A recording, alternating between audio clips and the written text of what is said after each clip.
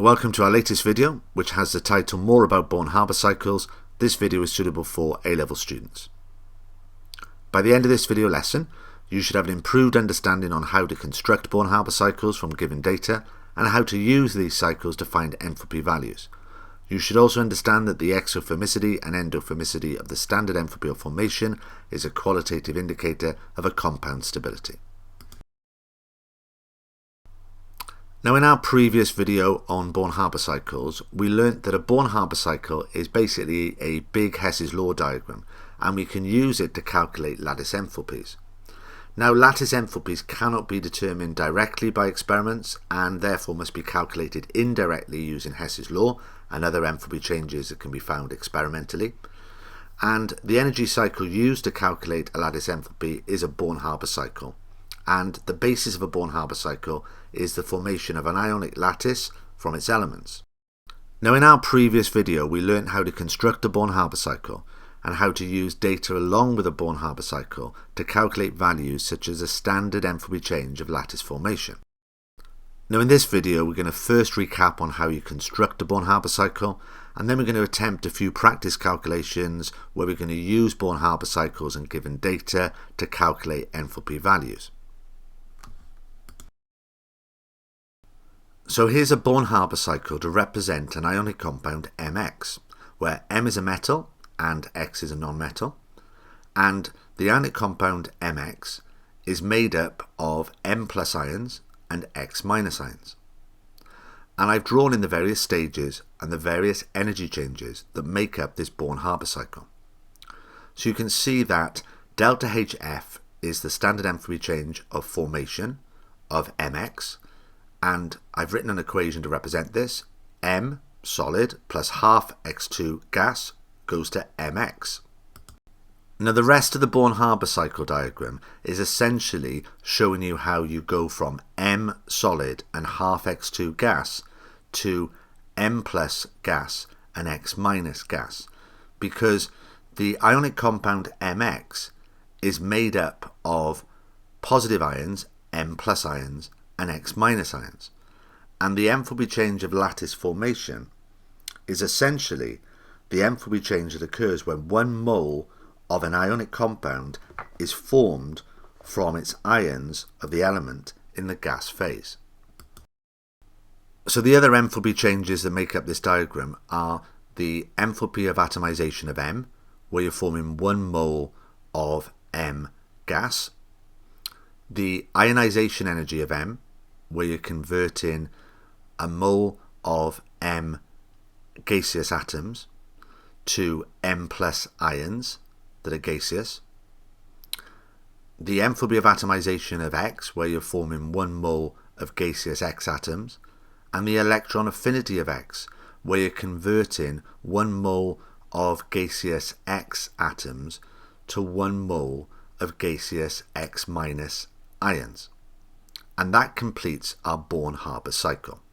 As I've mentioned previously, you will be given data to complete this cycle, numerical values, and you'll have to use this to find a missing value. So you're usually asked to find either an enthalpy of lattice formation or an enthalpy of formation of an ionic compound. Now, it's also worth mentioning that I've chosen to use this format for drawing Born-Haber cycles because the actual figures in a calculation may be positive or negative, but if I use this format, all I simply need to do is substitute them into the diagram. It doesn't matter if they're positive or negative. So here's the first practice question we like to have a go at. So read through the question, pause the video, have a go at it, and then we'll go through the answers.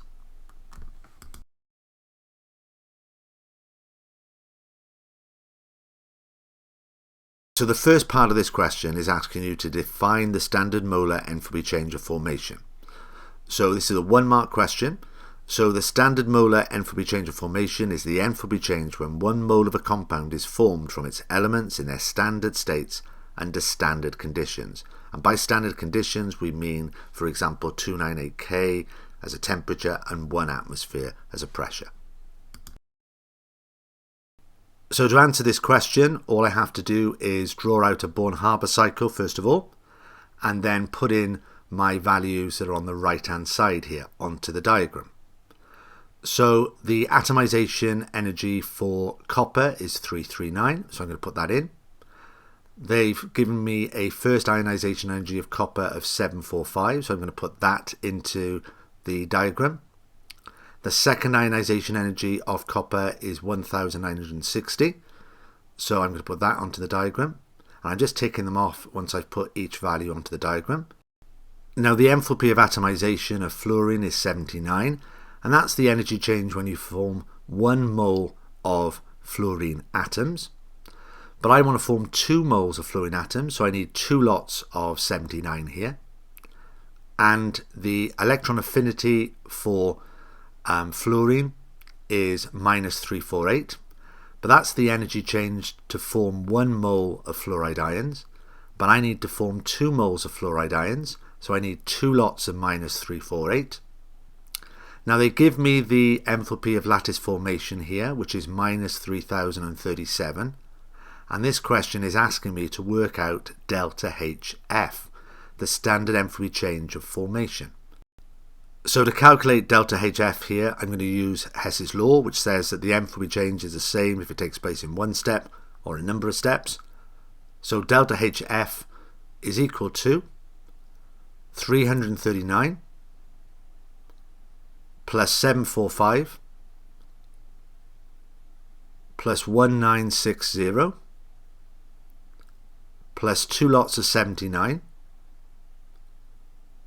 plus 2 lots of -348 plus -3037.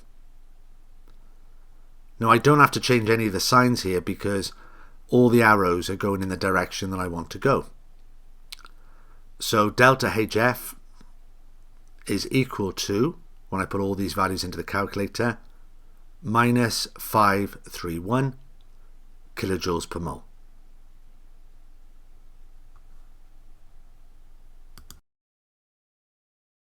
So here's our second practice question. Once again, read through the question, pause the video, have a go at it, and then we'll go for the answer.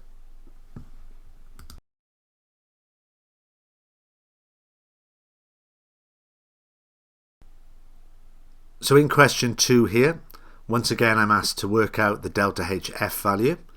So the first thing I have to do once again is to draw a Born-Haber cycle here for the formation of potassium chloride from K+ ions and Cl- ions. So I've put in my diagram, and then all I'm going to do then is put in the values from the table. So the atomization of potassium is 90. The first ionization energy of potassium is 418.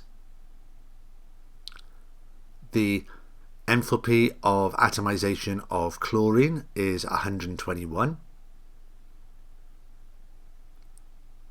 My electron affinity value for chlorine is -349. Now the last value I have to put onto my diagram here is the enthalpy change of lattice formation of potassium chloride, and that is equal to -701 kilojoules per mole. So I'm going to put that onto the diagram. And this question is once again asking me to work out delta HF, the standard enthalpy change of formation. And to do this, I'm going to use Hess's law, because Hess's law says that if a reaction takes place in one step or a number of steps, the energy change is the same. So delta HF here, the standard enthalpy change of formation, is going to be equal to 90 plus 418 plus 121 plus -349 plus -701. And I don't have to change any of the signs here because once again all the arrows are in the direction that I want to go. So delta HF is equal to 90 plus 418 plus 121 -349 -701. And if I put that into the calculator, I get a value equal to -421 kilojoules per mole.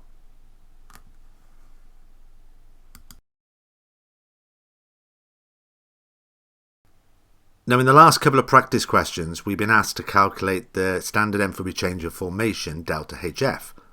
So we're now going to look at the significance of this value. Now, if the enthalpy of formation of a compound is negative, then energy is released as the compound is formed from its elements. And this tells us that the compound is stable compared with the elements, because it's energetically favourable for the compound to be formed from its elements. Now, the more negative this value is, the more stable the compound. Now, if the enthalpy of formation is endothermic and has a positive value, then the compound is unstable compared with the elements that make it up. Now, this does not mean that the compound cannot exist, but it does mean that energy is needed to change the elements into compounds, and therefore it's energetically unfavourable for the compound to form. So now let's test your understanding of this with a practice question. So read for the question, pause the video, have a go at it, and then we'll go for the answer.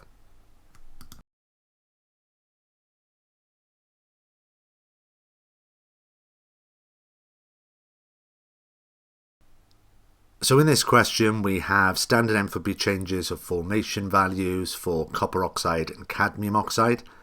And for copper oxide this value is minus 155 kilojoules per mole, and for cadmium oxide it's minus 255. And the question says state, given a reason, which of these two oxides is more stable, and it's a 1-mark question. So cadmium oxide is more stable here, and the reason I know this is because the delta HF value is more negative, because compounds are more stable if the delta HF value is more negative. So if you put that cadmium oxide is more stable as the delta HF value is more negative, in other words more exothermic, you get 1 mark here. So that concludes this video lesson. So after watching this video, you should now have an improved understanding on how to construct Born-Haber cycles from given data and how to use these cycles to find enthalpy values. And you should also understand that the exothermicity and endothermicity of the standard enthalpy change of formation is a qualitative indicator of a compound stability. So that concludes our video. Please check out our YouTube channel, Dr. O Chemistry, and our Twitter site, which contains lots of chemistry information and links, @RadaChemistry.